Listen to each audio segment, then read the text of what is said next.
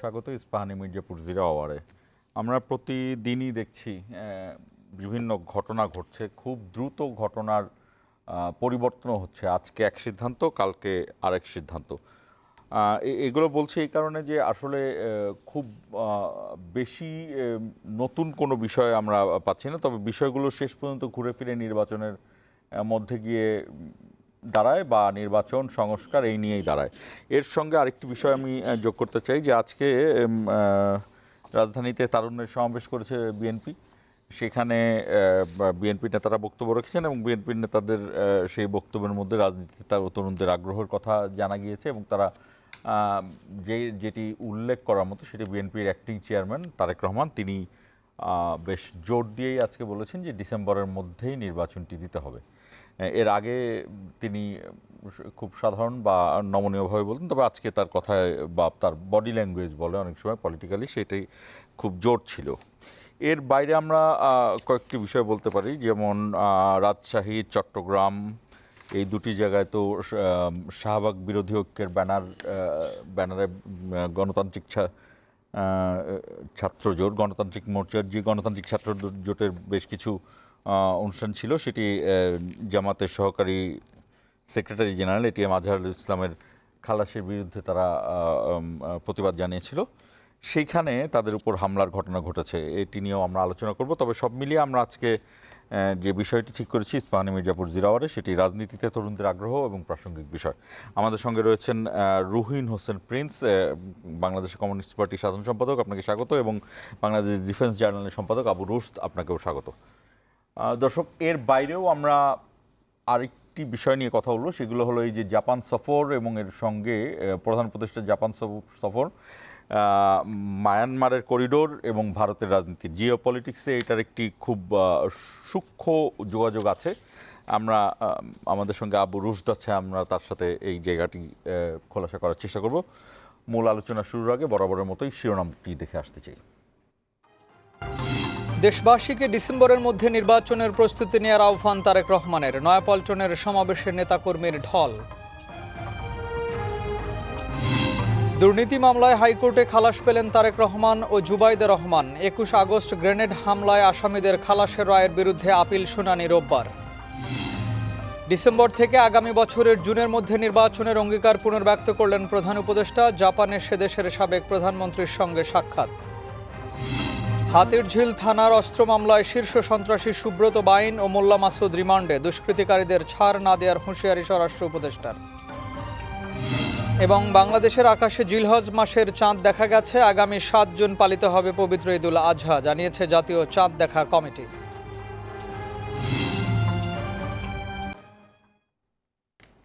দর্শক, আমাদের অনুষ্ঠানটি বৈশাখীর পর্দার পাশাপাশি সরাসরি সম্প্রচারিত হচ্ছে ফেসবুক এবং ইউটিউব পেজে। আপনারা চাইলে সেখানে আপনাদের কমেন্টে আপনাদের মতামত জানাতে পারেন। আমি একটু রুহিন হোসেন প্রিন্সকে দিয়ে শুরু করতে চাই। আজকে রাজধানীতে সমাবেশ ছিল, দুটি সমাবেশ ছিল।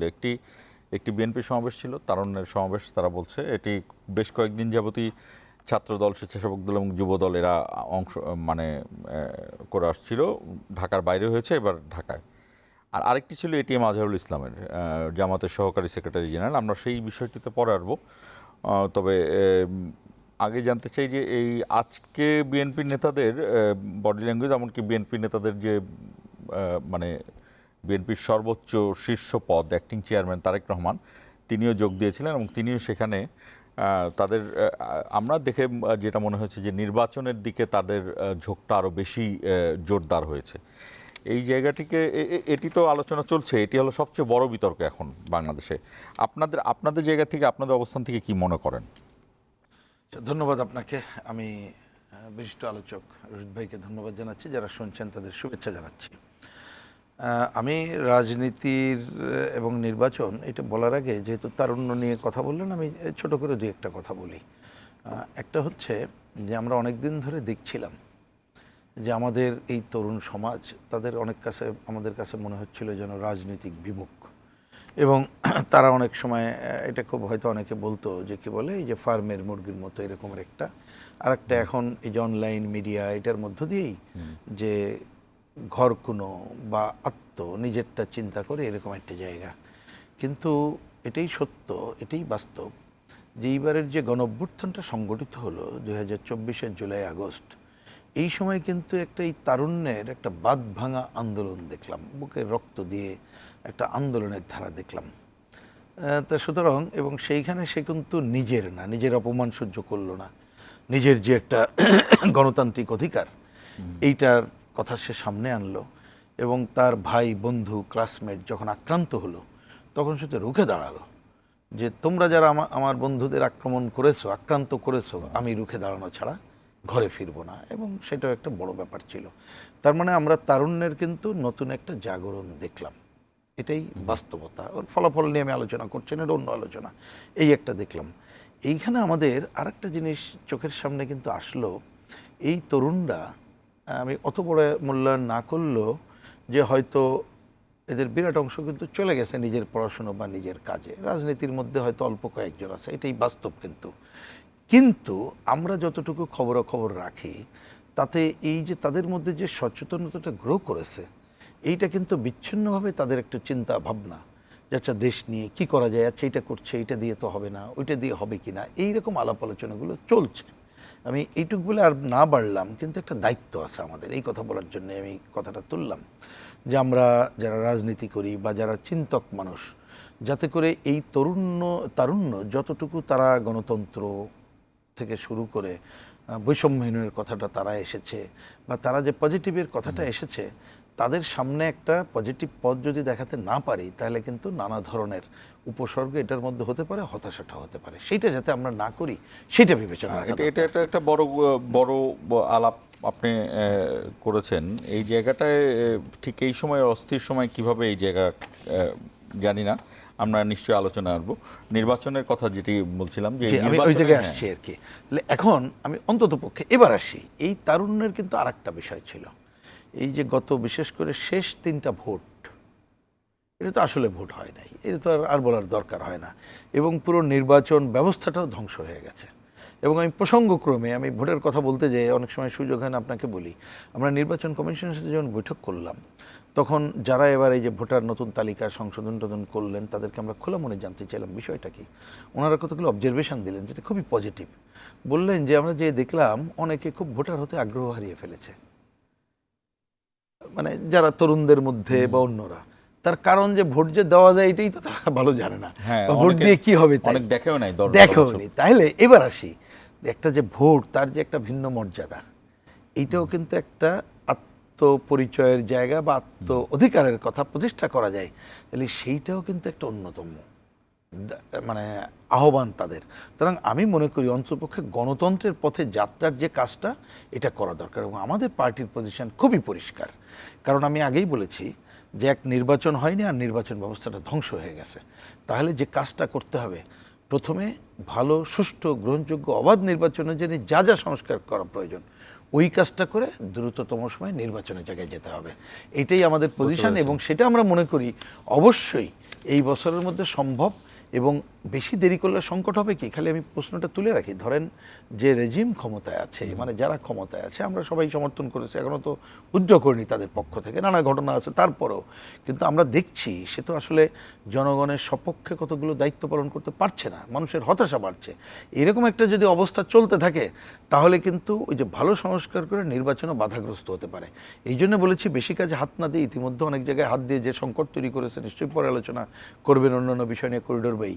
এই জন্য বলেছি আর দেরি না করে, কারণ এই নির্বাচন ব্যবস্থা সংস্কারের জন্য কিন্তু বেশি সময় লাগার কথা, দ্রুততম সময় সংস্কার করে নির্বাচনের দিকে যাওয়াই এখন জরুরি কাজ বলে মনে করি। সেটি হলো যে আপনার এই আলোচনার অবস্থানটিকে আমি যে বললাম, যে কথাটি উনিও ইঙ্গিত করলেন, আমি বললাম যে আমাদের করিডোর, তারপরে এগুলো বিষয় নিয়ে কিন্তু অনেক আলোচনা হচ্ছে। এবং অনেকে মনে করেন, যেমন রুহিন হোসেন প্রিন্সও মনে করলেন যে এগুলো হলো অতিরিক্ত বিষয়ে হাত দেওয়া, আমাদের নির্বাচনের দিকে আগে এগিয়ে যাওয়া। আপনার অবস্থান থেকে কি মনে করেন যে নির্বাচনটিকে এখন সরকার যে পরিস্থিতিতে আছে, পুলিশ বাহিনীর যে পরিস্থিতি, সেনাবাহিনীর যে পরিস্থিতি, যে মানে মাঠের যে পরিস্থিতি, আইন শৃঙ্খলার পরিস্থিতি, নির্বাচন কি এই ডিসেম্বরের মধ্যে করা সম্ভব?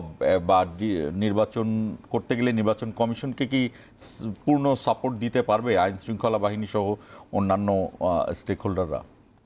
এখন উনি তো হচ্ছেন পলিটিশিয়ান, প্রিন্স ভাইয়ের সাথে পলিটিক্স নিয়ে আমার আলোচনা করতে গেলে এটা একটু অন্যরকম লাগে। না, আমি এই জন্য বিশেষজ্ঞ হিসেবেই জানতে চাই। তারপরেও বলছি যে অ্যারিস্টটলের সেই বিখ্যাত কথাটা, man is a political animal, মানুষ হচ্ছে একটি রাজনৈতিক প্রাণী, তাই না? এটা তো অ্যারিস্টটল এমনি এমনি বলেনি। রাজনীতি আর মানে বাংলাদেশ বলেন বা যে কোনো দেশের মানুষ, রাজনীতিটা হচ্ছে সমস্ত কিছু নিয়ন্ত্রণ করে। আপনি এটাকে প্রতিরক্ষা নীতি বলেন, অর্থনীতি বলেন, আপনি সমাজনীতি বলেন, ব্যবসা নীতি বলেন, যা আছে বাণিজ্য নীতি বলেন, প্রত্যেকটা রাজনীতিক থেকে সেটা নিয়ন্ত্রিত হয়। সেটা কমিউনিজম হোক, গণতন্ত্র হোক, এমনকি রাজতন্ত্র হোক। রাজতন্ত্রটাও একটা রাজনীতি। বাংলাদেশের জন্মই তো হয়েছিল গণতন্ত্রের জন্য, কিন্তু অব্যাহতভাবে বিরাজনীতিকরণ আমরা লক্ষ্য করছি বাংলাদেশে। বিশেষ করে গত আপনার ধরেন 17 বছর আমরা যে কন্টিনিউয়াস যে বিরাজনীতিকরণ, আওয়ামী লীগ যে থেকেছেন, ভাই যেটা বললেন যে 3টা নির্বাচন ঠিক হয়নি, আওয়ামী লীগও কিন্তু একটি সুডো সামরিক সরকারের মতো আপনার এই নির্বাচনকে দূরে ঠেলে রাখতে চেয়েছে, মানুষকে কথা তার বলতে চেয়েও বেশি কতগুলা পদ্ধতিতে তারা গিয়েছে। সেটা তো করেছেই, মানে নির্যাতন তো করেছেই, স্বৈরশাসন চালিয়েছে। তারা কিন্তু একটা রাজনৈতিক দল ছিল, কিন্তু তারা রাজনীতি করেনি, রাজনীতি শূন্যতাটা তৈরি করেছে। আজকে যেই প্রশ্নগুলো এসছে, এই কথাগুলো হচ্ছে বিরাজনীতিকরণের ফল।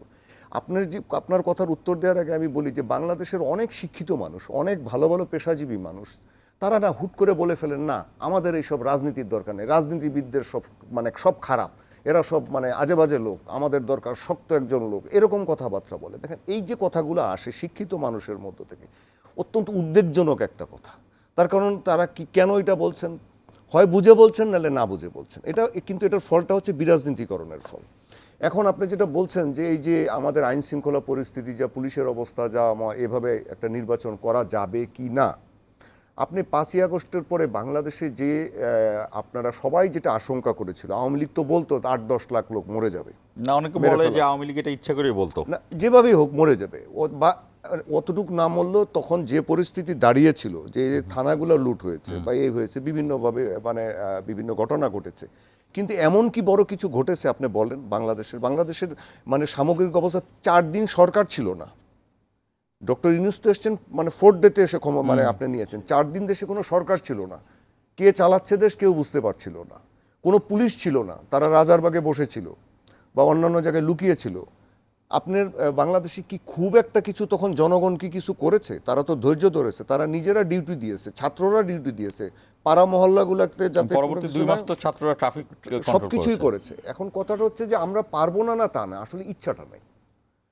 আমরা লক্ষ্য করছি যে আবার কিছু কিছু লোক, ইচ্ছাটা কার নাই? ইচ্ছা জনগণের নাই, নাই। ওই যে যারা বিরাজনীতিকরণের কথা বলে, এই গ্রুপটা, এদের মধ্যে সুশীল আছে কিছু, আমি এর আগের দিনও বলেছিলাম কিছু সুশীল আছে, এবং কিছু এনজিও ব্যাক্ট কিছু লোকজন আছে, আর আছে কিছু ধরেন যারা না বুঝেই সবসময় মনে করে। আপনি দেখবেন যে আমাদের বিশেষ করে মুসলিম দেশগুলোর মধ্যে একটা টেন্ডেন্সি দেখা যায়, রাজা বাদশা টাইপের একটা টেন্ডেন্সি, আয়রন ম্যান দরকার, একজন নেতা দরকার, গাদ্দাফির মতো একজন নেতা দরকার, ও সাদ্দামের মতো, কিন্তু এরা যে একটা জাতি ধ্বংস করে দিয়ে যাচ্ছে সেটা ওরা বুঝবে না। আমরা তো আয়রন ওমেন পেয়েছিলাম। একই কথা তো, এইটা একটা টেন্ডেন্সি। আচ্ছা, অনেকে বলবে যে আচ্ছা কমিউনিজমের মতো, যেমন ভাইরা কমিউনিস্ট পার্টি করে, অ্যান্ড কমিউনিজম আপনি চায়নার দিকে দেখেন, ভিয়েতনামের দিকে দেখেন, এরাও তো কমিউনিস্ট একটা দেশ, কিন্তু তারা একটা সিস্টেমে চালাচ্ছে না, তারা একটা অর্থনৈতিক ব্যবস্থাপনা দাঁড় করিয়েছে না, তারা একটা অ্যাডমিনিস্ট্রেশন তো দাঁড় করিয়েছে। শুধু অর্থনৈতিক ব্যবস্থা, তারা তো লিড দিচ্ছে, সব কিছুই করেছে, ভালোভাবে করেছে। এখন কথা হচ্ছে ঠিক আছে, আপনি যাই করেন, আপনাকে তো ইচ্ছাটা থাকতে হবে। কিন্তু আমাদের এখানে কি খালি এই যে একটার সাথে আরেকটার ক্যাচার লাগানো, আর ভাই যেটা বলছেন এটা তো সবাই বলছেন যে অযথা ইস্যু নিয়ে বেশি বাড়াবাড়ি করছে, যেটা করার দরকার নেই। আপনি আগে ভোটার লিস্টটা ঠিক করেন। আপনার বিচারপতি লতিফুর রহমান, তারপরে আপনার বিচারপতি শাহাবুদ্দিন আহমেদ, ওনারা কি কম, বিশেষ করে বিচারপতি শাহাবুদ্দিন আহমেদ, তখন উনি কি কম জটিল পরিস্থিতিতে দায়িত্ব নিয়েছিলেন? আপনি চিন্তা করেন 90-তে তো ওনারা খুব দ্রুত এটা করেননি, তখন তো ডিজিটাল কোনো কিছুই ছিল না। এটা করা সম্ভব। আর আমাদের সশস্ত্র বাহিনী তো বলেছে যে তারা পূর্ণ সমর্থন দিবে। আপনারা হয়তো জানেন যে 30,000 সৈন্য আজকে 9.5 মাসের উপরে বাইরে আছে। একটা সাধারণ মানুষরা তো অনেকেই না বুঝে অনেক কথা বলে ফেলেন। 3 ডিভিশনের বেশি সৈন্য অব্যাহতভাবে বাইরে থাকা, এদেরকে রোটেট করা, এদের খাবার দাবার, লজিস্টিক্স, সাপোর্ট, নিরাপত্তা সমস্ত কিছু নিশ্চিত করা, it's a very difficult thing. আপনি দেখেন পুলিশের কাজ এখন এরা করছে, এই যে সুব্রত বাহিনী, এদেরকে ধরছে এরা, কিন্তু ধরছে তো। এখন আপনি যদি তাদেরকে, আপনার সরকার থেকে অনেকেই বলে এরা কার্যকর ব্যবস্থা নিচ্ছে না ম্যাজিস্ট্রেসি পাওয়ারের পর। আমি যতটুকু জানি সরকার তাদেরকে বলছে সফট অ্যাপ্রোচে যাওয়ার জন্য। আপনি পুলিশের সাথে আমি কথা বলি যে ঢাকায় যে এরকম উল্টা পথ দিয়ে আপনার গাড়ি বা রিক্সা সে জাম লাগায় বসে আছে, আমি নিজে নেমে বলছি পুলিশের লোক দাঁড়িয়ে আছে যে কিছু বলেন না কেন, আমি কিছু বলতে পারবো না। মানে সব কিছু একটা অনিশ্চিত সফট অ্যাপ্রোচ। তো সফট অ্যাপ্রোচ সব কিছু গেলে তো আপনার হবে না। তারপরে আপনার অযথায় যে করিডোরের কথা বলেন, এই প্রসঙ্গটা নিয়ে কয়দিন আমাদের দেশটা উত্তপ্ত হলো। আমরা ওই আলোচনাটা তারপরে আরো 1,80,000 এই যে রোহিঙ্গার কথা রোহিঙ্গা বলে প্রবেশ উত্তপ্ত করা। হলো। আচ্ছা, আরেকটি আমি একটু ওই রহিন হোসেন প্রিন্সের কাছে আসতে চাই এবং আমরা নিশ্চয়ই পরের ধাপে গিয়ে করিডোরের বিষয়টা নিয়ে বেশি আলোচনা যাব। আমি একটু জানতে চাই, মানে আপনি আমাকে বলবেন কিনা যে আমরা একদম শেষ দিকে 2-2.5 ঘন্টা আগে যেটা জানলাম যে রাজশাহী বিশ্ববিদ্যালয় এবং চট্টগ্রাম প্রেস ক্লাবের সামনে বাম ছাত্র সংগঠনগুলোর মোর্চা, গণতান্ত্রিক ছাত্রদের মশাল মিছিল এবং এই হামলা সম্পর্কে কতটুকু কি খবর হলো, আসলে কি ঘটেছিল এখানে? জি অবশ্যই, সেটা আমি এবং ওইটা বলে আমি হয়তো 30 সেকেন্ডে আপনার আগে যে প্রশ্নটা করেছিলেন ওনাকেই যে এই সময়ে নির্বাচন সম্ভব কিনা, সুযোগ থাকলে সেটা একটু অল্প একটু বলবো। খুবই সম্ভব, এটা নিয়ে কোনো মানে কি বলে যে অনেক অঙ্ক করার দরকার নেই, খুব অল্পতে 30 মিনিটে 30 সেকেন্ডে বলা সম্ভব। এটা পরে আসি, কারণ এটা গুরুত্বপূর্ণ কথা বলেছেন। দেখেন, এর আগে আমি কথাটা একটু ভিন্নভাবেই যদি বিবেচনা করি, ছাত্রলীগ আমরা ভূমিকা দেখতাম না, হেলমেট বাহিনীর ভূমিকা দেখতাম না, এর আগে ক্ষমতায় ছিল অনেকের এরকম ভূমিকা দেখেছি।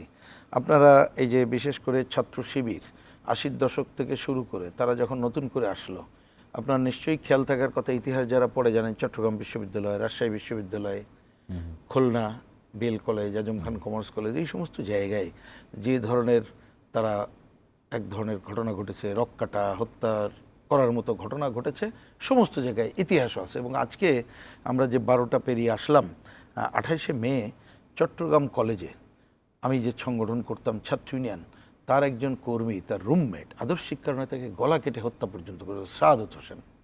এটা 84 সালের ঘটনা, এটা জানে এবং সে ঘোষণা দিয়েই বলেছে হ্যাঁ আমার সাথে আদর্শিক কারণেই।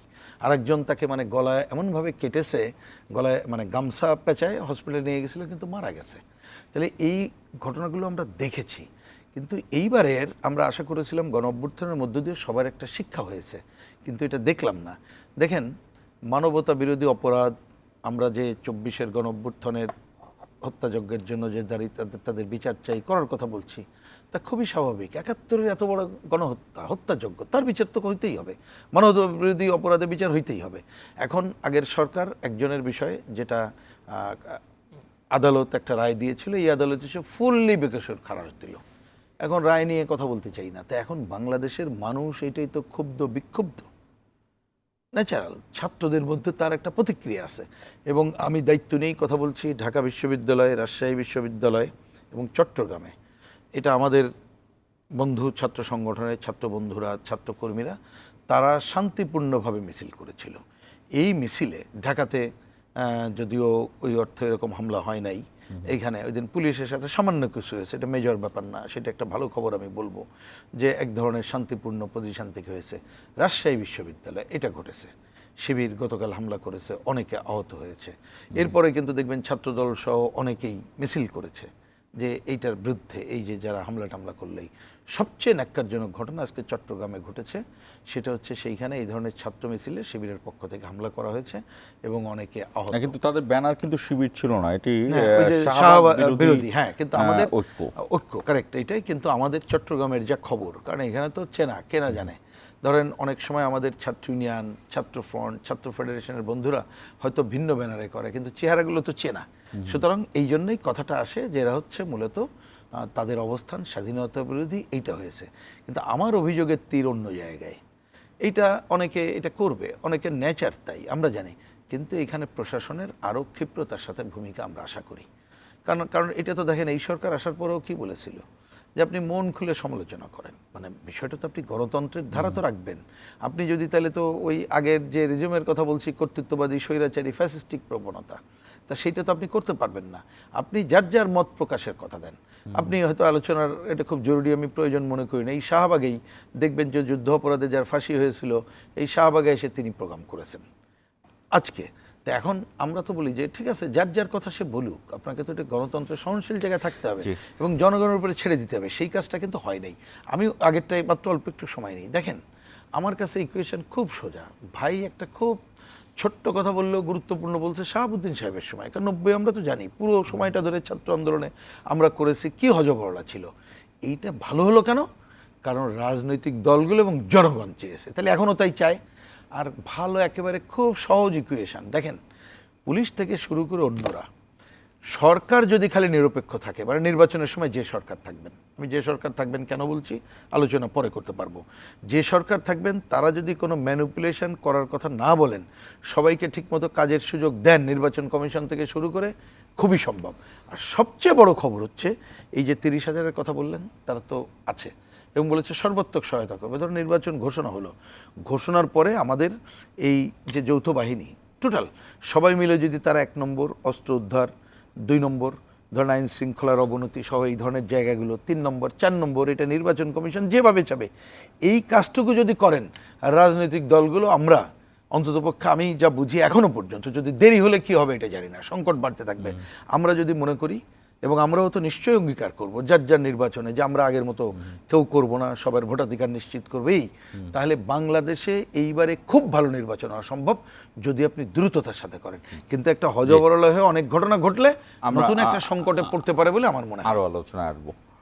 দর্শক, ছোট্ট একটি বিরতি নিচ্ছে। আমাদের অনুষ্ঠানটি বৈশাখী টেলিভিশনের পর্দার পাশাপাশি ফেসবুক এবং ইউটিউব পেজেও সরাসরি সম্প্রচারিত হচ্ছে। আপনারা চাইলে আপনাদের মতামত, আপনাদের প্রস্তাবনাও সেই কমেন্টের সাথে যুক্ত করতে পারেন। থাকুন আমাদের সঙ্গেই, ফিরে এসে আবারও আলোচনায় যুক্ত হব।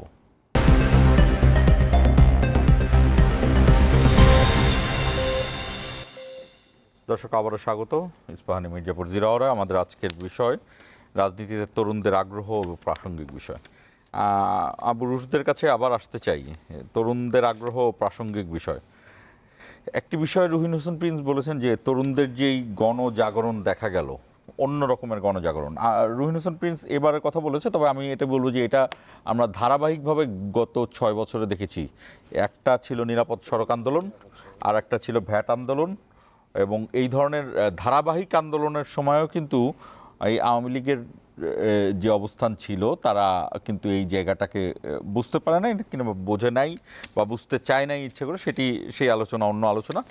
আমি জানতে চাইব যে ঠিক এই মুহূর্তে যে নির্বাচনের প্রশ্নটি আসছে, এখানে কিন্তু সুস্পষ্ট বিভাজন রয়েছে। কতগুলো দল, যেমন বিএনপি খুব জোরালোভাবে বলছে যে নির্বাচনটি হতেই হবে, নির্বাচন না হলে কি হবে এ নিয়ে কিন্তু কারোর কোনো দ্বিমত নেই।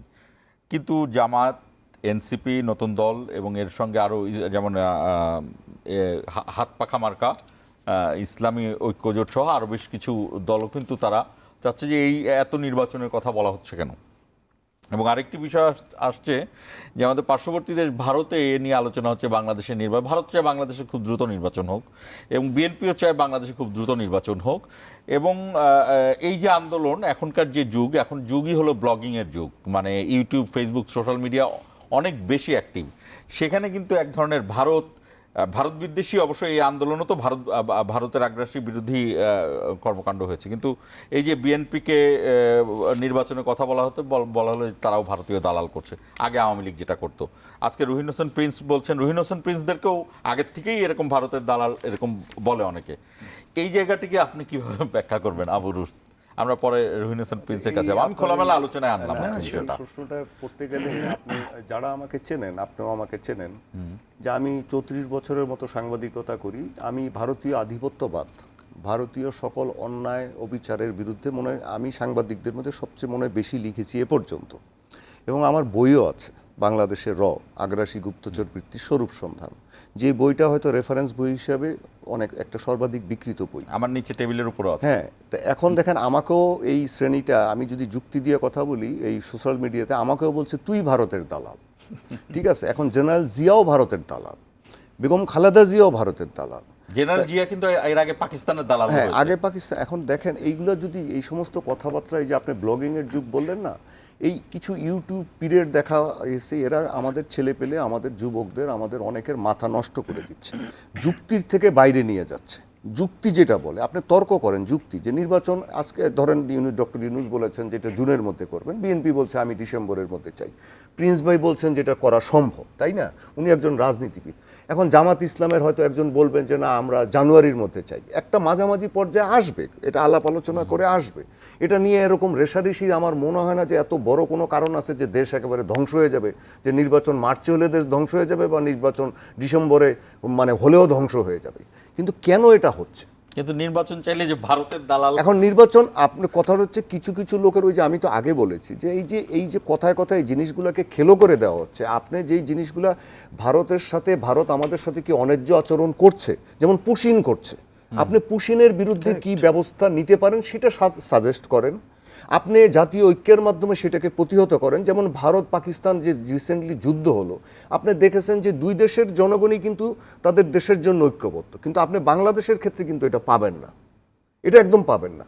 এখন আপনি যুক্তি দিয়ে আপনি ভারতের এই সমস্ত মানে যে সমস্ত কার্যকলাপ তারা করছে আমাদের দেশে, সেগুলোকে আপনি তুলে ধরেন। যেমন আমাদের এখান থেকে রেমিটেন্স নিয়ে যাচ্ছে, অবৈধভাবে ভারতীয়রা আছে, আপনি পুশিনের কথা বলে আপনি বলতে পারেন সরকারকে, মিডিয়াকে আপনি আইডিয়া দিতে পারেন যে ওরা যদি একটা পুশিন করে তাহলে আমাদের এখানে যে ভারতীয়রা অবৈধভাবে আছে বা কাজ করছে তাদেরকে ফেরত পাঠিয়ে দাও।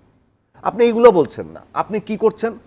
যেই দলগুলা মানে বা যাদের রাজনীতি যেই সমস্ত কিছুকে নিয়েই তো দেশটা চালাতে হবে, আপনি তাদেরকে ঢালাওভাবে এই সমস্ত কথাবার্তা বলছেন, বলে সমস্ত কিছুকে হাস্যকর করে দেওয়া, হাস্যকর করে দিচ্ছেন।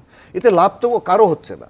এখন আপনি বলতে পারেন যে কিছু কিছু দলে যে যাদের নাম আপনি বললেন যে তারা কেন নির্বাচন দেরিতে চায়, বা নির্বাচন এমনও আছে যে সোশ্যাল মিডিয়াতে কিন্তু একটা ক্যাম্পেইন হয়েছে, উদ্দেশ্যমূলক ক্যাম্পেইন, নির্বাচনের কোনো প্রয়োজন নেই, এই সরকারকে আজীবন চাই। আচ্ছা, আওয়ামী লীগের বিরুদ্ধে যত ক্ষোভ ছিল মানুষের, ওখানে আপনি পাশে মানে এই জুলাই বিপ্লবে দেখবেন যে একজন হিজাব পরা মেয়েও গেছে, একজন জিন্সের প্যান্ট পরা মেয়েও গেছে, এবং নারীদের আপনার অংশগ্রহণ ছিল উল্লেখযোগ্য। ওইটা তো আছেই। আপনি দেখবেন যে আলখাল্লা পরা হুজুরও গেছেন, আবার একজন চরম যে নাস্তিক টাইপের অতিরিক্ত ধর্মনিরপেক্ষ সেও গিয়েছেন। কেন গেছেন? সবাই তো বাংলাদেশের মানুষ, তারা গিয়েছেন যে অতিষ্ঠ হয়ে গেছেন, ভোট দিতে পারে নাই কেউ, মানুষ তার ভোটাধিকার প্রয়োগ করতে পারেনি, কথা বলতে পারেনি। তো এখন তো আমায় ভোটাধিকার প্রয়োগ করতে হবে, এটা তো অস্বীকার করলে হবে না যে আজীবন একজনকে রাখেন। আপনি অনির্বাচিত এই সমস্ত কথাবার্তা যে মাথামোটা এই লোকরা বলে যে অনির্বাচিত একটা সরকারকে রাখলে যে কি কি সমস্যার মানে সম্মুখীন হতে হয় একটা দেশকে, সেটা তো পাকিস্তান ভাঙার মধ্য দিয়ে 1970-71 সালে দেখা গেছে। যে যদি তখন আপনি যেই পরিস্থিতি সৃষ্টি করেছিল সে একই রকম যদি আপনি করতে চান তাহলে তো হবে না। কিন্তু এরা কেন চাচ্ছে যে নির্বাচনটা ডিলে করতে? কারণ হচ্ছে এই ইসলামী দলগুলো মানে যারা ধর্মকেন্দ্রিক দল বা নতুন যে দলটা তৈরি হয়েছে, এরা মনে করছে যে এবারের আন্দোলনটা তো হয়েছে ভারতের বিরুদ্ধে এবং অনেকটা ন্যাশনালিস্ট একটা আন্দোলন, এবং এর মধ্যে ধর্মীয় শ্রেণীও ছিল। তো সুতরাং মানুষের অত্যন্ত ক্ষোভ আছে ভারতের বিরুদ্ধে। যদি আরও আমরা এটাকে পিছাতে পারি এবং বিএনপিকে ডিফেম করতে পারি, তাহলে হয়তো আমাদের আসন সংখ্যা অনেক বাড়বে, মানুষ হয়তো গিয়ে আমাদেরকে ভোট দেবে। এটা কে বোঝালো তাদেরকে?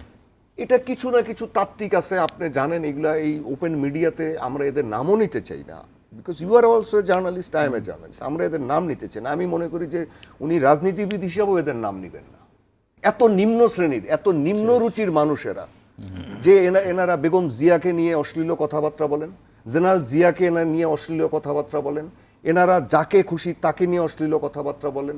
এখন তাদের লক্ষ্য হয়ে দাঁড়িয়েছে যে আপনার একটা বড় দল আছে, ঠিক আছে, বড় দল আছে, সে তার কথা বলছে, আপনাদের কথা বলতে তো কেউ বাধা দেয়নি, বরং দেখা যাচ্ছে যে প্রশাসনে বা বিভিন্ন জায়গায় তাদের কিন্তু রিপ্রেজেন্টেশন আনুপাতিক হারে এখন অনেক বেড়ে গেছে, বড় বড় জায়গায় অনেক জায়গায় বসেছে।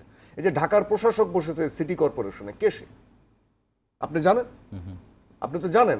সে আবার বলে বেড়াচ্ছে কি, সে সেদিন কি বলেছে যে সেনাবাহিনীকে দিয়ে আপনার এই যে কোরবানির বর্জ্য পরিষ্কার করাবে। আপনি অডাসিটি দেখেন, এগুলো তো হচ্ছে। আপনি এগুলো কন্টিনিউ করবেন? আপনি এগুলো কন্টিনিউ করে কতদিন পারবেন? আচ্ছা, আপনাকে নির্বাচন দিতে হবে। এখন নির্বাচন এরা যদি মনে করে যে তারা ভালো করবে, তারা মানে অনেক বেশি আসন পাবে, তারা বেশি আসন পেলে বাংলাদেশে যদি একটা সুষ্ঠু নির্বাচনে তারা কতটুকু, ঠিক আছে আপনি আসেন, যদি আপনি বেশি আসন পান, কিন্তু আপনারা তো একটা ইয়েতে এরকম করে তো একটা হাইপ তুললে হবে না। রুহিন হোসেন প্রিন্স, আমি প্রশ্নটি আবার করব কিনা এই বিষয় তো আপনি ভালোই জানেন, তারপরে বলি আর একটু। সেটি হলো যে আপনাদের একটি অবস্থান আওয়ামী লীগের সাথে ছিল, এটি আপনাদের রাজনৈতিক সিদ্ধান্ত। ঠিক এই মুহূর্তের আমি সেই পুরনো অবস্থানের কথায় গেলাম না, যেহেতু আপনারা এখনও এক্সিস্টিং রাজনীতিটা করছেন এবং এই নতুন ধরনের একটা অবশ্যই এক ধরনের নতুন আবহ তো তৈরি হয়েছেই, এবং এটার পিছনে আওয়ামী লীগের যে দায়বদ্ধতা সেটিও নিশ্চয়ই আপনি জানেন। ঠিক এই মুহূর্তে এই যে নির্বাচন নিয়ে যেটি করা হচ্ছে, যে নির্বাচনকে সবচেয়ে গুরুত্বপূর্ণ দেওয়া হয়, কারণ নির্বাচন কিন্তু সমাজের ক্ষোভকে প্রশমিত করে। আসলে এটি যুদ্ধ, এটি আধুনিক বিশ্বের যুদ্ধ গণতন্ত্রের। সেই জায়গাতে এই যে এক ধরনের ভারত বিদ্বেষী একটি, অবশ্যই ভারতের আগ্রাসন তো কিছু ছিলই বাংলাদেশে, যেখানে অনেকগুলো চুক্তির কথা বলা হয় নেই, সব কিছু মিলিয়ে। কিন্তু ভারতের এখন নির্বাচনের পক্ষে কথা বললে ভারতের দালাল, ভারতীয় এই জায়গাটিকে আপনার কি, আপনার অবজারভেশন কি? তারা কি একদমই ভুল বলছে, নাকি না কিছুটা ঠিক আছে কিন্তু তারপরেও তাদেরকে ভুল বোঝানো হচ্ছে, বা তাদেরকে বুঝিয়ে এই জিনিসটা থেকে সরানো যাবে? না, একটু খালি ইতিহাসের স্বার্থে বলি, কারণ এখন কেউ তো আর ইতিহাস জানতে চায় না, বা কিছু হলে গুগলও আগে করতো, তা করে না, কারণ মুখ দিয়ে একটা বলে ফেললে হয়, আর সোশ্যাল মিডিয়াতে একটা দিলেই হয়ে যায়। আর এখন তো ইউটিউব শুনি যে আপনি উল্টাপাল্টা কথা বললে তার থেকে নাকি আয়েরও একটা সুযোগ আছে, সুতরাং নানা ঘটনা ঘটে। এই জন্য খালি বলি, অ্যাকচুয়ালি 90-এর গণঅভ্যুত্থানের আগ পর্যন্ত আপনি জানেন যে এইখানে নানা জোট ছিল, একটা বিএনপি কেন্দ্রিক জোট, আওয়ামী লীগ জোট, বামপন্থী জোট। ওই সময় অনেক ইস্যুতে আমরা তৎকালীন সময় 90 তো 3 জোটের রূপরেখাতেই বললাম যে হলো। ওই সময় পর্যন্ত। তারপরে কিন্তু সেই 90-এর পরে আর কখনো আওয়ামী লীগের সাথে আমাদের রাজনৈতিকভাবে আর ছিল না। জোট ছিল তার না। কারণ আওয়ামী লীগ যে রাজনীতি করেছে সেই রাজনীতির সাথে আমাদের টোটাল বিরোধ ছিল, যার জন্য তখন থেকে কিন্তু আমরা লেফটদের আলাদা জোট করেই রাজনীতি করি। তার এখনো মানে সেই জোটই আছে। অফকোর্স সেটাই। তার মানে আমি বলছি যে এই যে আমরা মানে কি বলবো, যে নিজস্বতার মধ্য দিয়ে এইটাকে জোটকে অপ্রয়োজনীয় মনে করেছি, সেইটাও 35 বছর হয়ে গেল, কারণ সেই জায়গাগুলো আমরা করছি, সেটা হচ্ছে প্রধান বিষয়। এবার আসি, প্রথমত এটা তো কারেক্ট, যেমন আর যদি বলেন ভারত সম্পর্কে, আমি অত হয়তো সময় নেই সেদিকে যাচ্ছি না। তারা তো, আমরা ভারত মানে বা একটা দেশ মানে তার নীতি মনে করি, তার কোন সরকার আছে তার ভূমিকা কী। আমার কিন্তু পৃথিবীর সব দেশের জনগণের সাথে জনগণের বন্ধুত্ব থাকবে, কিন্তু তারা যে নীতিতে চলে সেই নীতি আমার দেশ সমাজ তার উপরে প্রভাব কি, এটা দেখব। তা আমরা দেখি ভারতে এখন হিন্দুত্ববাদী সরকার, ওইখানে তার যে মিলিয়নরা তারা যে রাজত্ব করে, তারা এখানে বাজার চায়, এই সব মিলায় বাংলাদেশে দীর্ঘদিন ধরে ভারত একটা আধিপত্যবাদী শক্তি হিসাবে বাংলাদেশের উপরে চেপে বসে আছে। এবং সর্বশেষ উনি কতগুলো কথা বলেছেন, আর ব্যাখ্যার দরকার হয় না, সর্বশেষে কয় বছরে দেখবেন রাজনীতিতে পর্যন্ত নগ্ন হস্তক্ষেপ করেছে, কেনা জানায়, সুজাতা সিং থেকে আসা সহ, এটা আমরা জানি। এগুলো জাস্ট আমি মনে করিয়ে দিলাম। সুতরাং তাদের এই যে অবস্থান, তাতে এমনি বাংলাদেশের নানা কারণে হয়তো একটা ভারত বিরোধী পজিশন, অনেকে পপুলিস্টিক পজিশন থেকে বলতো, তাদের নিকট অতীতের ভূমিকা মানুষকে আরও বেশি করেছে, এটা অবশ্যই, এবং আমরাও এটার বিরুদ্ধে সংগ্রাম করছি। কিন্তু এই সংগ্রামকে আমরা যদি পিন পয়েন্ট না করতে পারি এবং নিজের অধিকার আদায়ের কাজটা না করে আমরা যদি গণভাবে বলি, এটা একটা ভুল।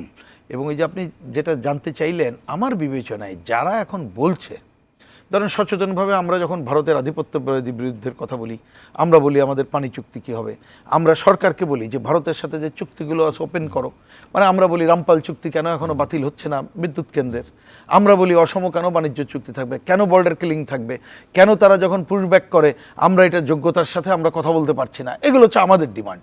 বামপন্থীদের অবস্থান, কমিউনিস্ট পার্টির অবস্থান থেকে দৃঢ়ভাবে এটা বলছি আমরা। এখন অনেকে মনে করতেছে কি একটা জনতুষ্টিবাদী রাজনীতি, এটা এখন একটা পপুলার টার্ম দুনিয়াব্যাপী, বুঝছেন। আপনি মনে হচ্ছে যে এইটা একটা মানুষ গিলতে খাইতে পারে। একটু বলে ফেলি, একটা কিছু হইল, ওই যে বললেন যেহেতু ভারত হয়তো বলেছে, হয়তো বলবো আমি এই অর্থে, কারণ ও কখন কি বলে তার তো ঠিক নাই, সে তো তার সুবিধা মতো বলবে, এটা স্বাভাবিক। কিন্তু সে যখন নির্বাচনের কথা বলেছে, এইবার যারা নির্বাচন বিরোধী মনে করছে, যারা নির্বাচনের কথা বলে, তাকে যদি একটু ট্যাগ লাগাইতে পারে, ট্যাগ লাগানোর রাজনীতি তো হাসিনার আমল অন্য সময় শুরু হয়েছে, তাহলে বোধহয় আমাদের সুবিধা করতে পারবো। কিন্তু তাদেরকে খালি বলবো যে এটা রাজনীতি না। আর একটা মনে রেখেন, এই জনতুষ্টিবাদী রাজনীতি যাই বলেন, বেশি চ্যাটকাইলে আমাদের গ্রামের কথা আছে না, তিতো হয়ে যায়, এইটাই। এবং এটা কিন্তু আখেরে ভালো হয় না, এটা মনে রাখতে হবে। কারণ পার্শ্ববর্তী দেশ, আমাদের সব অসমতার বিরুদ্ধে লড়াই আমরা করব, এবং আমরা আমাদের ন্যায্যতার ভিত্তিতে করব। এবং মনে রাখতে হবে, ওই দেশের সাধারণ গরিব মানুষও কিন্তু আমাদের বন্ধু, সাধারণ মানুষ। আমাদের ওই দেশের, আমাদের লড়াইটা হচ্ছে শাসক গোষ্ঠী, যারা আমার উপর আধিপত্য বিস্তার করতে চাই, সেই জায়গাটা রেখে করা দরকার বলে আমরা মনে করি। এইটাই হচ্ছে আমাদের প্রধান বিষয়, এবং সেটা যদি না করি তাহলে অন্য সংকট হবে। কিন্তু এই জায়গায় আমি এইটুকু একটু কথা খালি মনে করিয়ে দিতে চাই। দেখেন, আমরা দেখেন বাজেট কয়দিন পরে হবে, আলোচনায় যেতে পারছি না। আমরা অন্য দেশের যদি বিদেশ, কারণ এখন তো খালি দেশটা খালি এক দেশ দিয়ে চলে না, এই গ্লোবাল ওয়ার্ল্ডে মিনিমাম একটা নির্বাচিত সরকার না আসলে আপনি আমার দেশের কোনো বিনিয়োগকারী শান্তি পাবে না। আমার দেশের পুলিশ ভাই বলেন, অমুক ভাই বলেন, সে যেই জিতুক, যদি বোঝে যে একজন আসতেছে তাইলে বুঝবে, নাইলে ওই মব সন্ত্রাস নানা মাত্রায় থাকবে, ওইটাই যেন প্রধান জায়গায় হয়ে দাঁড়াবে। সুতরাং একটা দেশের নির্বাচিত সরকার চাওয়া মোটেই অন্যায্য না, বরঞ্চ কেউ না চাইতে পারে কেন, আমরা পরিষ্কার করে বাইরে বলছি, এখানেও বলি, একমাত্র যারা মনে করে একটা দুর্বল সরকার থাকলে তারা তাদের সুবিধা মতো স্বার্থ আদায় করে নিতে পারবে। ওই যে করিডোর এই আলোচনাগুলো যদি করেন, উনি বলার পরে সুযোগ থাকলে বলা যাবে যে তারা কিন্তু অনির্বাচিত সরকার রাখতে চায়, যে অনির্বাচিত সরকার থাকলে ওইটা একটা দুর্বল সরকার হবে, এবং ওই যে বললেন বিরাজনীতিকরণের ধারাটা থাকবে, তার কাছ থেকে অনেক কিছু আদায় করে নিয়ে যাবে। এবং এই সরকার যদি তার তথাকথিত মুক্তবাজার বা এই ধরনের নীতির পক্ষে হয়, সুতরাং আমাদের অবশ্যই নির্বাচনী ধারাটা এবং নির্বাচিত সরকার জরুরি। জি, এই যে এরা বলে যে বিএনপি মানে নির্বাচনের কথা বলে বিএনপির ভারতের দালাল, আপনি ভারতীয় মিডিয়াগুলোতে দেখেন, আজকে আমি দেখছিলাম যে তারেক রহমান নাকি কয়েক হাজার কোটি টাকা দিয়েছে শেখ হাসিনাকে মারার জন্য, তারেক রহমান এটা করেছে ভারতের এটা শেষ করার জন্য। তো এগুলোও তো বলে, এগুলো ভারতীয় মিডিয়া এগুলোও তো ছড়ায়, এগুলোও তো বলে। মিডিয়ার আসলে লাস্ট 6 মাসের যে অবস্থান, এটা এরকম বোঝা যাচ্ছে না যে আগামাথা তারা নাই। আসলে কি বলছে। আচ্ছা, আর পৃথিবীতে যে গণতান্ত্রিক দেশগুলো আছে, আপনি পশ্চিমা দেশগুলো বলেন বা এই যে আপনার মালয়েশিয়া বলেন বা ইন্দোনেশিয়া, এরকম দেশগুলোও বলেন, আপনার নির্বাচন ছাড়া আপনার কোন দেশগুলো কোন সময় কি করেছে। আমাদের দেশকে যদি আমরা বারবার এরকম, আমরা কয়েকটা কথা বলি, হাইপ, হুজুগ, জজবা, গুজব, এই 4টা জিনিস আমাদের সমস্ত বিচার, আমাদের জাজমেন্ট, আমাদের যুক্তি খেয়ে ফেলছে। আপনি আজকে যুক্তি দিয়ে কথা বলতে পারবেন না। আপনি কথা বলে এরকমভাবে কথা বললে তো হবে না। আমি চ্যালেঞ্জ করছি বাংলাদেশে যে ভারতীয় গোয়েন্দা সংস্থার তৎপরতার প্যাটার্ন সম্পর্কে আমার থেকে জীবিত বর্তমানে কোনো বিশ্লেষক বেশি জানে কিনা। তা আমাকেই ওরা করে, আমি যেহেতু নির্বাচনের পক্ষে কথা বলি বলে তুই ভারতের দালাল। তাহলে এই ধরনের কথা কি কারণে বলছে এরা? এই যে রুহিন ভাই যেটা বললেন যে এরা, ওদের একটা এজেন্ডা আছে, এই এজেন্ডাটা বাস্তব। বাংলাদেশ যাতে লিবারেল একটা ডেমোক্রেসির মধ্যে না থাকতে পারে, আপনি বলবেন লিবারেল ডেমোক্রেসিতে না থাকলে ওদের কী লাভ, আর লিবারেল ডেমোক্রেসিতে থাকলে ওদের কি ক্ষতি। লিবারেল ডেমোক্রেসিটা থাকলে আমাদের দেশে সকল মত পথ একটা সহনশীলতার মধ্যে আসবে, আস্তে আস্তে আসবে, হয়তো ধীরে ধীরে আসবে, কিছুটা একটা জায়গায় আসবে। আমাদের নিরাপত্তা নীতিটা সঠিক পর্যায়ে যাবে, আমরা সংসদে চিল্লাচিল্লি করে আলাপ আলোচনা করে একটা সিদ্ধান্ত নিতে পারবো। এই যে করিডোরের মতো বিষয়গুলো তখন দেখা যাবে সবাই কথা বলছে, যুক্তি দিয়ে একটা সিদ্ধান্ত নিতে পারবো। এটাকেই সবাই ব্যাহত করতে চাচ্ছে। আবারও একটা ছোট্ট বিরতির সময় হলো। দর্শক আমাদের সঙ্গে থাকুন, আমরা এসে নিশ্চয়ই আরও বিস্তারিত আলোচনা করব যে এই করিডোরের বিষয়গুলো এবং অন্যান্য যে বিষয়। আমাদের ছোট্ট একটি বিরতি দিচ্ছে, থাকুন আমাদের সঙ্গেই।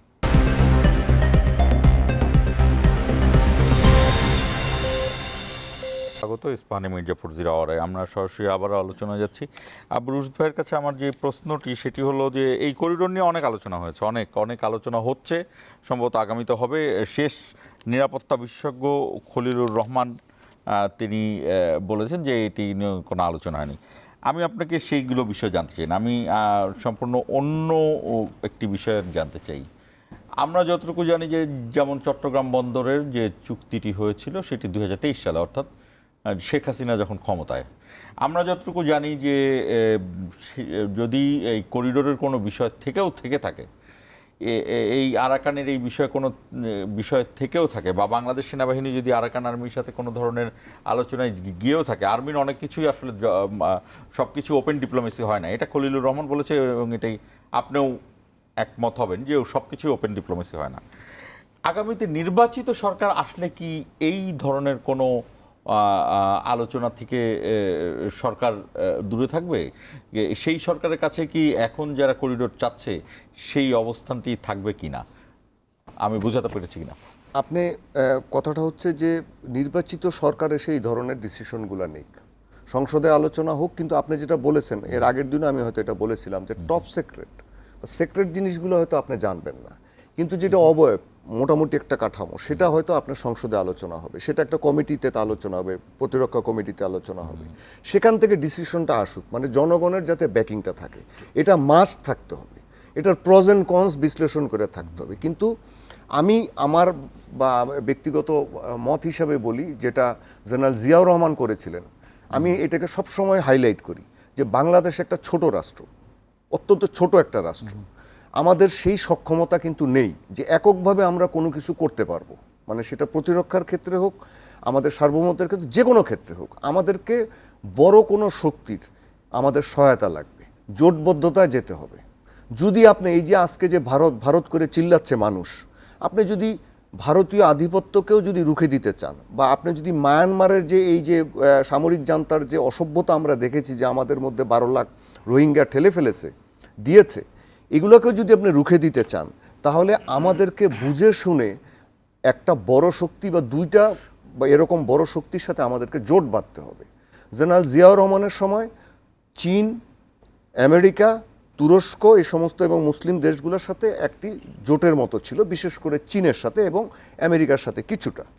এখন এই জিনিসগুলো আমাদের জনগণ বা আমাদের লোকজন শুধু হুজুগে চিল্লালে হবে না যে না আমেরিকা সব নিয়ে চলে যাবে, চীন সব নিয়ে চলে যাবে। না, বাংলাদেশ, যেমন ধরেন আপনি ভিয়েতনামের কথা ধরেন, ভিয়েতনাম কার সাথে যুদ্ধ করেছে 30 বছর?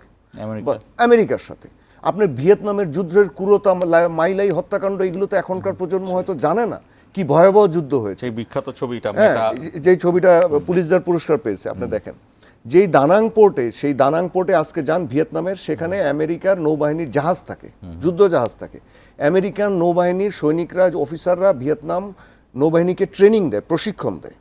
এবং ভিয়েতনামের সবচেয়ে বড় বিজনেস পার্টনারকে আমেরিকা, সবচেয়ে পুঁজি বিনিয়োগ বেশি কার? আমেরিকার। তো ভিয়েতনাম ওই পথটা নিয়েছে, অথচ ভিয়েতনামের স্বাধীনতা এনে দিয়েছে কে? সবচেয়ে বড় সহায়তা করেছে কে? তার প্রতিবেশী চীন। আমি চীন ভিয়েতনাম সীমান্তে গিয়েছিলাম, যেখানে আপনার চীন আক্রমণ করেছিল ভিয়েতনামকে 1979 সালে। সেই জায়গাতে আমি গিয়েছি দেখার জন্য আগ্রহ থেকে, এবং সেখানে কিন্তু চীন পরে ভিয়েতনামীদের কাছে মার খেয়ে পিছু হটেছে। তা আমাদের দেশের মানুষের আবেগ এত বেশি যে ভিয়েতনামীদের থেকে আবেগ বেশি। আপনার আমাদের মানে সার্বভৌমত্বের চেতনা আপনার অন্য সকল পৃথিবীর থেকে বেশি। মানে একটু হলেই সব কিছু নিয়ে গেল। ভাই, বাংলাদেশে তামা নাই, লোহা নাই, ইউরেনিয়াম নাই, তেল নাই, আপনি কি নিয়ে যাবেন? বরং আপনার এখান থেকে যদি কিছু এই যে জনসম্পদ নিয়ে যাচ্ছে, আপনার লাভ হচ্ছে। আপনি যে আমেরিকাতে যাচ্ছেন, মালয়েশিয়া যাচ্ছেন, বাংলাদেশের লাভ হচ্ছে। আপনি যদি এগুলোকে আরো বৃদ্ধি করেন সম্পর্কগুলো ওদের সাথে, তাহলে বাংলাদেশের লাভ হবে। আপনি যদি তাদেরকেও কিছু দেন, তারাও আপনাকে কিছু দিবে। যেভাবে তারা সিঙ্গাপুরকে দিচ্ছে, যেভাবে ফিলিপাইনকে দিচ্ছে, যেভাবে তাইওয়ানকে দিচ্ছে, আপনাকেও দিবে, দক্ষিণ কোরিয়াকে আপনাকেও দিবে। এখন আপনি কোনো কিছুই করতে দিবেন না।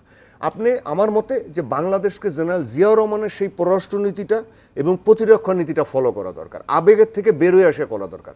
এবং এটা করতে হবে, তর্ক বিতর্ক হোক, সবাই সবার কথা বলুক, সেটা অবশ্যই। ওনাদের দলের কথা নিশ্চয়ই বিএনপির সাথে মিলবে না, বিএনপির সাথে জামাতের মিলবে না, তর্কতর্কই হোক, কিন্তু যেটা মেজরিটি ডিসিশন আসবে সেটা নেওয়া হবে।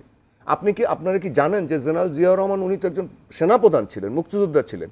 উনি যখন প্রতিরক্ষা নীতি তৈরি করেন, আপনার ঢাকা বিশ্ববিদ্যালয়ের যিনি রাষ্ট্রবিজ্ঞানের অধ্যাপক ছিলেন, জাতীয় অধ্যাপক ডক্টর তালুকদার মনিরুজ্জামান, উনি ইন্তেকাল করেছেন। উনি একজন পৃথিবী বিখ্যাত রাষ্ট্রবিজ্ঞানী। ওনার একটা বিখ্যাত বই আছে, the security of small states. আপনি এই বইটা, এবং উনি আমাকে নিজে সাক্ষাৎকারে, আমাকে কয়েকবার উনি সাক্ষাৎকার দিয়েছেন। উনি আমাকে বলেছেন যে জেনারেল জিয়াউর রহমান কয়েকজনের সাথে ওনার কাছ থেকে কিভাবে প্রতিরক্ষা নীতিটার ব্যাপারে সহায়তা নিয়েছেন। উনি কিন্তু একজন সিভিলিয়ান ছিলেন, একজন রাষ্ট্রবিজ্ঞানী ছিলেন, কিন্তু উনি কিন্তু অনেক কিছু, এই যে আনসার ভিটিভির তত্ত্বটা, এগুলো ওনার দেওয়া। আমি একটু শেষ করবো, একদম শেষ প্রান্তে আমাদের অনুষ্ঠান।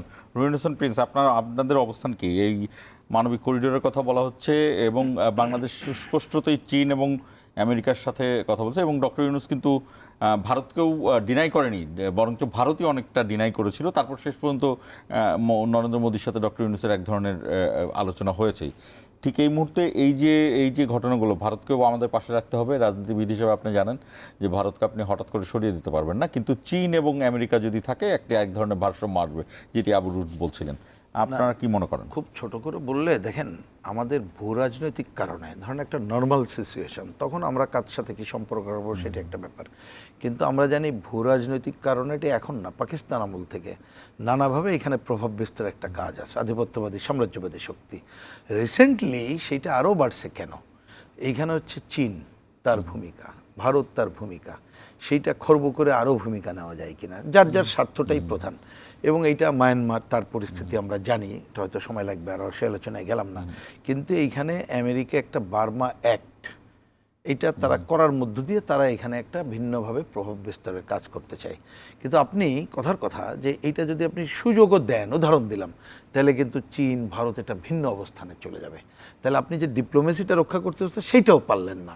আর সবচেয়ে বড় হবে এইটার মধ্য দিয়ে এখন যেটা ওই যে রাখাইনের যে আর্মিরা, আরকান আর্মিরা মানে রাখাইন অঞ্চল জুড়ে তারা যে 90% জায়গা দখল করছে, তাদের একটা ভূমিকা আছে ওইখানে। এখনও সে মায়ানমার সরকার আছে, অন্য একটা জটিল ঘটনা আছে। তো এইখানে যদি আপনি করিডোর বা অন্য নামে একটা কিছু দেন, তাহলে এখানে আমরা দেখি সাম্রাজ্যবাদী অনুপ্রবেশ এবং আধিপত্যবাদী শক্তির অনুপ্রবেশ এমনভাবে ঘটবে যা বাংলাদেশকে অনেক দিন ধরে আমাদের পুরো পার্বত্য অঞ্চল সহ অস্থিতিশীল করার কাজ চলছে। এই যে মাত্র কয়দিন আগে না গতকালই তো দেখলাম যে ওইখানে 22,500 ইউনিফর্মের জায়গাটা চলে আসলো, এবং আমরা জানি অনেকের ওইখানে ট্রেনিং হচ্ছে, এবং সেটা কিন্তু কুকি চীন সহ আরও অনেকগুলো অংশের। তার মানে পুরো দেশকে অস্থিতিশীল করার একটা অন্যতম ঘটনাই কিন্তু এখানে ঘটবে। সুতরাং এই আলোচনাই এখনও করাটা আমরা কোনো প্রয়োজন মনে করি না, করিডোর দেওয়ার তো প্রশ্নই ওঠে না। তারপরে মূল কথা হচ্ছে যে এইটা যদি ডিপ্লোমেসির কারণে অন্য কারণে কখনো আলোচনা কখন কী করতে হয় সেটা করা নিয়ে কোনো আমাদের আপত্তি নেই। আপনি দেখেন আজকে দেখলাম যে আমাদের ওইখানে বোধহয় কাকে ওরা মায়ানমার গভর্নমেন্ট তারা ওইখানে বহিষ্কার করছে বলে পত্রিকায় আসছে, এবং আমাদেরই ডেকে পাঠিয়েছে, আমাদের রাষ্ট্রদূতকে ডেকে আচ্ছা ডেকে পাঠিয়েছে আরেকজন, এরকমের আরও নানা খবর শোনা যায় আর কি। তা সেই ঘটনাগুলো তো ঘটবে। তা এখন অন্তর্বর্তীকালীন সরকারের তো এখানে হাত দেওয়ার দরকার নেই। নির্বাচিত সরকার হলে সে তার ট্যাকটিক্যাল ম্যানুভারের জন্য কখন কি করবে নিজের স্বার্থ রক্ষা করে, এবং সে সংসদ এবং জনগণকে সাথে নিয়ে সেই কাজটাই করা উচিত। সুতরাং এইখান থেকে তাদের হাটগোটায় আসা উচিত। আর ওই কথার একেবারেই একটা মন্তব্য, ওই যে আমাদের খলিলুর রহমান সাহেব যেটা বলছে, দেখবেন পররাষ্ট্র উপদেষ্টা বলছে যে না আমরা নীতিগত সিদ্ধান্ত নিয়েছে, একই দিনে যখন মন্তব্য উনি জিজ্ঞেস করো বললো আমি কিছু বলবো না। আর উনি করিডোর নিয়ে না বললেন হয়তো নানা প্রেশারের কারণে, কিন্তু বললেন উনি কি একটা ওই যে প্যাসেজ না অন্য একটা দেওয়ার কথা বললেন। আমরা মনে করি প্রকারান্তরে তাই। সুতরাং এইটাই এখন গভর্নমেন্টকে পরিষ্কার বলে দেওয়া উচিত যে আমরা এখন এটা করতে পারবো না, বরঞ্চ এই যে 12 লক্ষ বলছে সংখ্যা কিন্তু বাড়ছে। এই সময়কালেও 1.5 লক্ষ, 1.5 লক্ষ তো এই সময় আসছে, এবং এইটার সংখ্যা আসলে আরও অনেক বেশি।